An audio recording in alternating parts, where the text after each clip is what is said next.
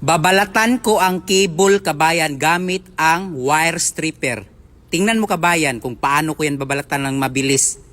Tingnan mo, kabayan, kung paano balatan yan ng professional electrician at pinakamagaling dito sa abroad. Tingnan mo, kabayan, ha. Ganyan, kabayan, pagbalat. Huwag mong idiin, kabayan, huwag mong idiin, konti lang. No, baka maano yung wire sa loob. Tapos gilid, kabayan. Ganyanan mong gilid. Tapos sa kabila, ganyanan mo, kabayan, kabila. Oh, ganyan mo. Lumalabas talaga, lumilitaw talaga yung pagka-veterans electrician ko, no? Professional, no? Tingnan mo, ha? Di ba? Ang galing, no? Kabayan, no?